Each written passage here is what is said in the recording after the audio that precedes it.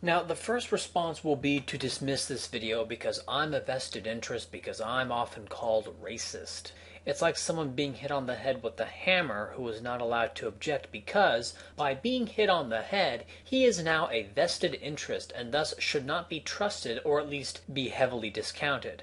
And if, for the sake of argument, racism was a meaningless smear term, well, who would be more aware of this than those who have been smeared?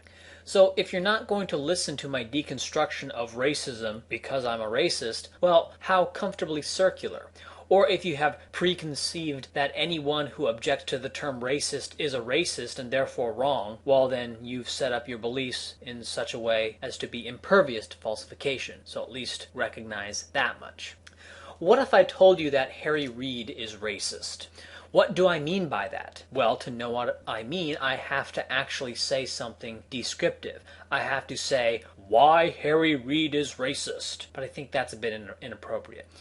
Let's compare this to other descriptive terms. Harry Reid is anti-Semitic. Okay, well we all know through common use that anti-Semitic means anti-Jew.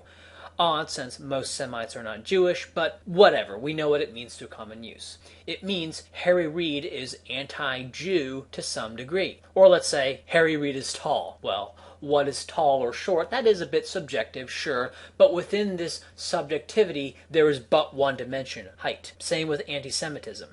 What the ADL says is anti-Semitic, and what the average person thinks is anti-Semitic, are two totally different things, but it's all on that single dimension of being anti-Jewish to some degree. I think this is the most revealing one. Harry Reid is anti-black. Well, that means something. We know that black refers to people of African ancestry, including albino Africans who have white skin. So we know what black means, and we know what anti-black means. We know it means to dislike them or be against them to some degree, right, along that dimension. But no such clarity exists with racist. If someone says, Harry Reid is racist, does that mean anti-black? Does it even mean anti-any race? No, it does not. And this is where you start getting all sorts of personal definitions, right? People quoting a dictionary definition, they find one that they like and they quote that dictionary definition, which is wonderful, right? Because if you do this, either you're a solipsist who imagines that their perception of reality creates reality, or you don't know how words work. So we can close the book on the fact that racist is not a useful descriptive term. Okay? That is, if your only goal is to accurately describe someone or some position, racist is almost useless. Because when you say racist, well, you have to say what you mean by that. Now, you also have to amass evidence as to why this person is racist, and that's true with anti-black or anti-Semitic as well. But only with racist must you, in addition to amassing evidence, actually define the charge. Which begs the question, if racist is not a useful descriptive term, then why use it? Now to how the term racist is actually used. I have no problem actually describing my positions. I'm not hiding anything. I'm not trying to conceal anything. I want an all-white European racial ancestry country carved out of the United States. Practically speaking, this will be part of a grand partitioning of the United States into ideological, religious, and racial states, cooperating with other secessionist groups, or partitionist groups, I think will be a better term. And New Europe will probably end up somewhere in the Pacific Northwest, excluding the Seattle-Eugene coastal belt. I have no problem describing any of this, nor do I have any problem stating my views on heritable differences between the races in behavioral tendencies, i.e. things involving the brain and brain function. These are real things I put forward explicitly and defend.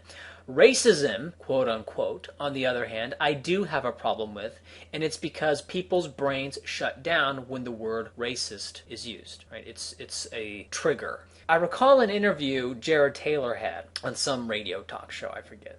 And there was a caller who came in, and Jared was proposing, just very vaguely, he wasn't even proposing a particular partition platform. He was just saying that white people should start looking out explicitly for white interests in the United States. And the caller kept saying that he didn't agree with that because it's racist, right? Because it is racist, right? Jared Taylor would say, well, black people do this, and and white people are being, and you brought up some reasons for why he thought white people were being unfairly targeted and stuff, and the caller kept saying, yeah, but I think that's racist, right? Of course, do you see the problem there, right? No argument against that actual proposal except that it is racist. And the caller kept going on and on about how, well, I think technically that is racism, right? And I oppose that because it is racist. You see how kind of silly that is, right? Now, and of course, never mind that racist is never really defined consistently. When you have a discussion about whether this politician or celebrity's actions were racist, it's not really a semantic debate, right, about what is the definition of racism. It looks like a semantic debate, and in the purest technical sense, it is a semantic debate, but it's not really a semantic debate. When priests get around to discuss the definition of blasphemy or heresy, technically that's a semantic debate, but it's not really a semantic debate. They're really discussing who to brand with the scarlet letter. And when you get people in public, or you get some talk show roundtable where people, furrow their brow and stroke their chin so pensively about what exactly is racism, they're really discussing who ought to be branded with the scarlet letter. If you disagree, then you are saying that racism is a descriptive term. Right? If so, what do I mean when I say Harry Reid is racist? Right? You know what I mean when I say Harry Reid is anti-black, but when I say, okay. Now, it does have some very vague, very weak descriptive ability, the term racism does. But that's not why it's used. It's never used neutrally to describe something. It's always used as a personal and or political attack.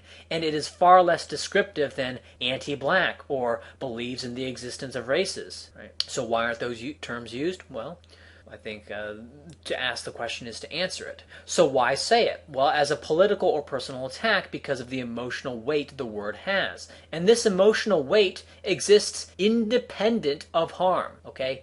Independent of harm. So if someone wants to say, well, the term racist is good to stigmatize people with because it is it delegitimizes harmful things. No. See the Joker test on this matter.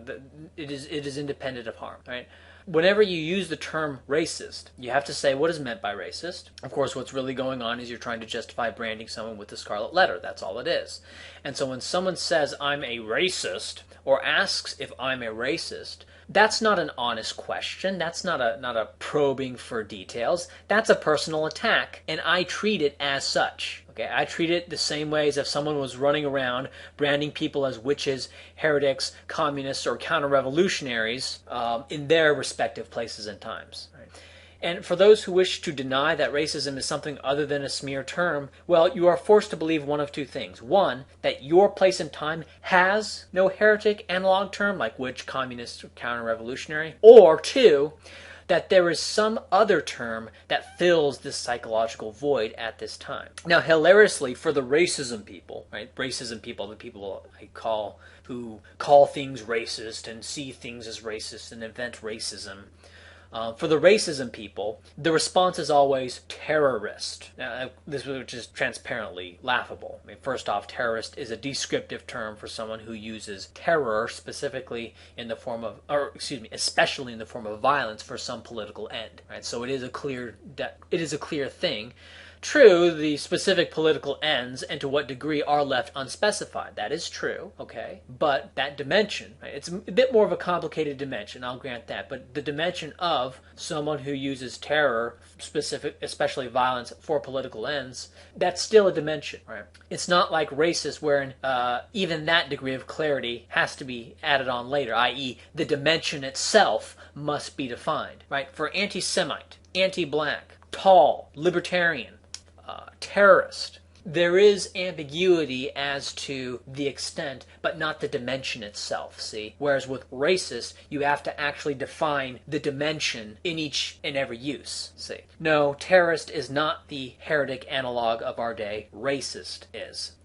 The last point is also important because let's say that racist actually had a coherent definition, right? Okay, just for the sake of argument. It doesn't, but let's assume it does here so we can have a further deconstruction.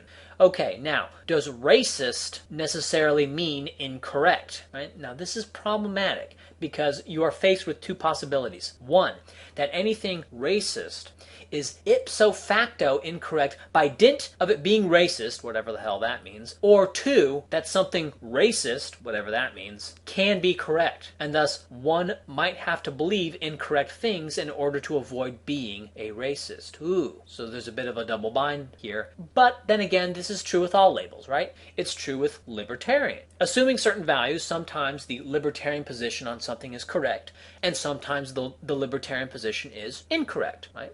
So either you believe that anything libertarian is ipso facto correct by dint of it being libertarian, or that something libertarian can be incorrect, and thus one might have to believe incorrect things in order to remain being a libertarian, right? So I kind of worded that in a different way, but it's the same basic double bind that applies to libertarian. Okay, and so, but for the sake of argument, falsely assuming that racist is a descriptive term like libertarian, for racist, this double bind is problematic in a way that it's not for libertarian. For other descriptive terms, this double bind always exists, and it's not a problem because libertarian isn't a scarlet letter. See, to say you hold libertarian views here and there is socially acceptable, and it's not. I mean, there's a few wackos who have absolutely no tolerance for any deviation from the party line, but in the main, it's a socially acceptable thing. You can say, oh, I have libertarian views on this or that issue. Holding racist views on this or that issue is positively evil and gets you branded with the scarlet letter. So again, one, either you must believe that anything labeled racist is ipso facto incorrect, or two, you must believe incorrect things in order to avoid the socially unacceptable label of racist or having some racist views. See? This is true for all terms, but it is especially problematic with racist because racist is a scarlet letter. It is not a neutral thing in the way libertarian basically is. Heretic, counter-revolutionary, and communist also, at least in theory, require people to believe incorrect things in order to avoid the scarlet letter. Right? Unless, of course, the Catholic Church, Marxist-Leninism, and anti-communism just so happened to be correct in all instances at those times. Right? So it faces the same kind of problem. Right? But none of those are descriptive terms. They're all scarlet letters. If you ask if I'm a racist, or come out and say that I'm one, I'm just going to accuse you of being anti-white because you support black majorities and black self-rule in Africa, but you oppose such white self-rule in Europe, and you demand that other groups be imported to Europe to then rule over Europeans in a majority.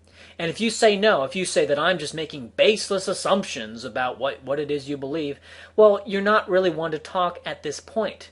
When you use the word racist, you've dropped any pretext of content exchange, right? When you say racist, that's a verbal attack, and so I'm going to attack back. At that point, dialogue has ended.